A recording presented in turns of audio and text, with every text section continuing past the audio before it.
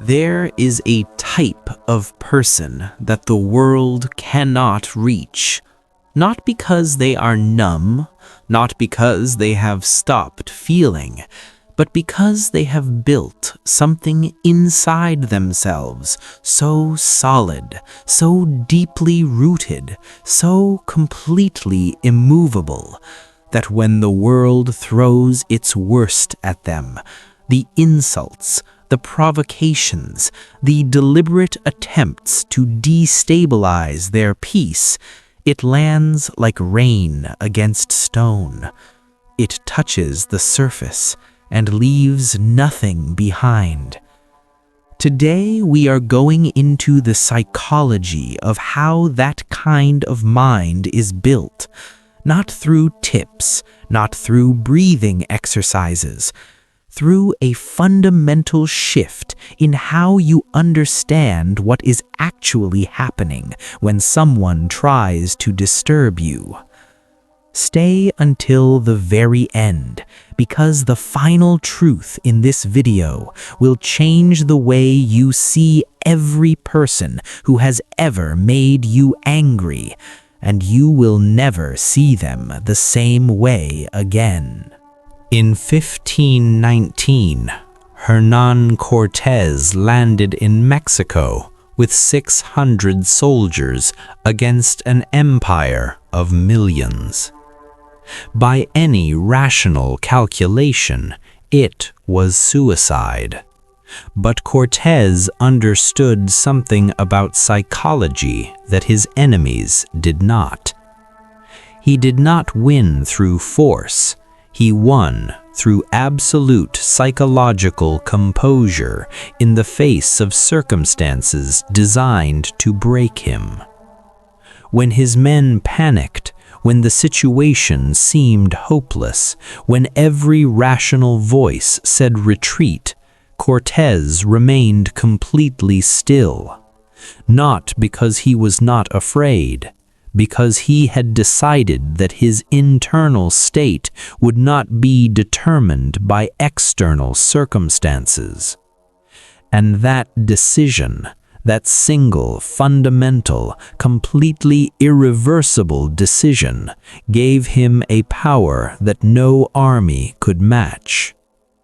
Marcus Aurelius made the same decision every morning of his life, not in battle, in the quiet of his private chamber, before the world could reach him, before the senators with their agendas and the enemies with their provocations and the daily assault of a world that wanted something from him.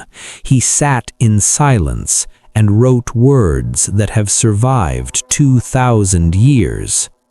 He wrote, "You have power over your mind, not outside events. Realize this, and you will find strength." Not, "You will find peace when the world treats you better." Right now, with this exact person standing in front of you, with these exact words they just said, with this exact heat rising in your chest, the strength is already there. And today, we are going to show you exactly how to access it. There is a biological trap that every human being is born into, and almost no one ever escapes it. It is the trap of the automatic response. When something happens to you, when someone says something designed to reach inside you and pull a reaction out, your body responds before your mind has a chance to intervene. The ancient part of your brain, the part that existed long before language, long before philosophy, long before any of the ideas we are discussing today, reads the situation as a threat and floods your system with chemicals designed for one purpose: combat. Your heart rate accelerates. Your vision narrows. Your thinking simplifies into the most primitive available framework: fight or retreat.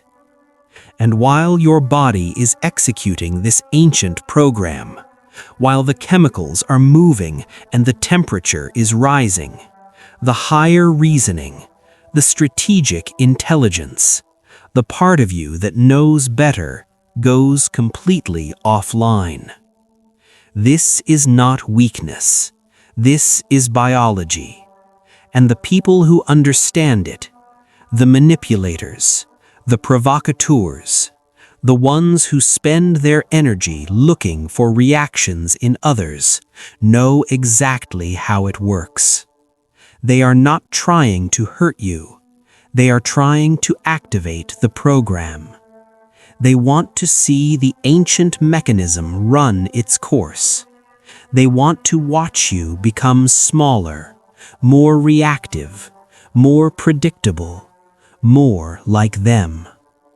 And every time you give them that, every time the program runs without interruption, you confirm something they were testing: that you are accessible, that your peace has a price, that the right combination of words or silence or disrespect can be used to take something from you that you did not choose to give. The question is not how to stop feeling the heat. The question is what you do in the gap between the heat and the response. Because that gap, that tiny, almost imperceptible space between stimulus and reaction, is where every genuine power available to a human being actually lives. And the entire practice we are discussing today is the practice of stretching that gap, making it wider, filling it with something more powerful than the program, filling it with consciousness. Viktor Frankl was a psychiatrist living in Vienna when the Nazis took everything from him: his home, his family, his life's work, his freedom, his dignity. He was taken to the most brutal concentration camps in human history, and in that darkness, in conditions designed to break the human spirit completely, he made a discovery that he spent the rest of his life trying to share with the world. He realized that between what happened to him, the suffering, the cruelty, the deliberate attempt to reduce him to nothing, and his response to it, there was a space, small at first, almost invisible, but real.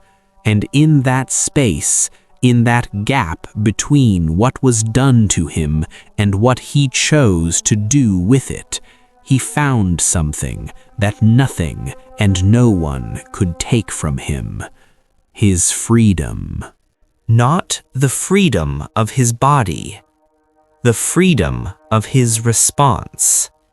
The freedom to decide, in the deepest, most irreducible part of himself, what this experience would mean, whether it would break him or forge him, whether it would produce bitterness or wisdom, whether the people who were trying to destroy him would succeed in the only way that actually mattered: inside. And he chose, every day, in the darkest possible conditions, he chose. This is the practice Marcus Aurelius called the inner citadel, the place inside you that no external force can enter without your permission, the place where your response lives, where your character is formed, where the person you actually are exists entirely independently of what the world decides to do to you, And the path to that place begins with a single shift in how you understand the person standing in front of you, trying to make you angry. Here is the dark truth about the people who provoke you. They are not attacking you. They are advertising themselves. Every insult a person delivers, every provocative comment, every deliberate disrespect, every calculated attempt to destabilize your peace is a precise and involuntary confession of their own internal state. Think about this carefully. A person who is genuinely at peace, who is secure, fulfilled, deeply rooted in their own sense of who they are and what they are worth, has absolutely no need to disturb yours. None. The desire to provoke, to insult, to chip away at someone else's composure. This desire does not arise in people who have found what they are looking for. It arises in people who are suffering, who are carrying something they cannot put down, who are experiencing an internal pressure so constant, so relentless, so unbearable, that the only temporary relief available is to transfer some of that pressure outward. To find someone whose stability makes their instability feel more visible by contrast, and to attempt, consciously or otherwise, to disturb that stability, to pull the other person down to where they are, to make the gap between them smaller by making you larger in their chaos. When you understand this, when you truly see it, something profound happens to your anger. It does not disappear immediately, but it shifts from heat to clarity, from the burning urgency of someone who has been attacked to the cool, analytical observation of someone watching a very precise and revealing thing happen. You stop seeing an enemy and start seeing a symptom. You stop feeling threatened and start feeling curious. And curiosity, genuine, cold, clinical curiosity about what this behavior reveals about the person displaying it, is the one emotional state that is completely immune to provocation, because you cannot be provoked by something you are studying. You can only be provoked by something you are afraid of. Marcus Aurelius had a practice for transforming fear into observation. He called it stripping the appearance from things, reducing them to their actual nature. When a senator said something designed to humiliate him, Marcus did not respond to the insult. He stripped it. He asked, "What is actually happening here?" A human being made of the same biology as me, experiencing some form of internal suffering, has produced sound waves designed to shift my emotional state. That is the complete reality of this, And when you reduce it to its actual components, when you see the mechanism clearly and specifically, the power it holds over you dissolves. Not because the person is not real, because the threat they represent is not real. They are not dangerous to you. They are revealing themselves to you. And that revelation, that involuntary confession of their own internal world, is not something to be angry about. It is something to be noted, filed, and eventually, when you have extracted everything it has to teach you, forgotten.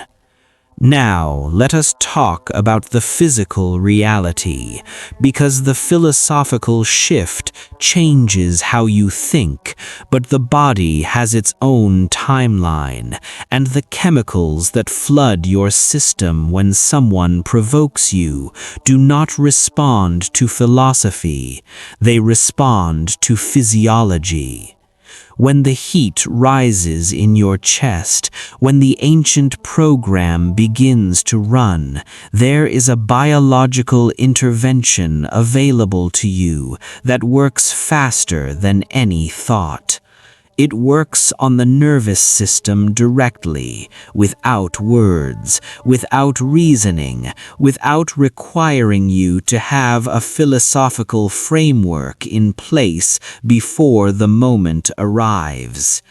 It is the deliberate manipulation of your own breathing, not the shallow, generic advice to take a deep breath, something more specific, more powerful, more immediately effective than any calming technique most people have ever been taught.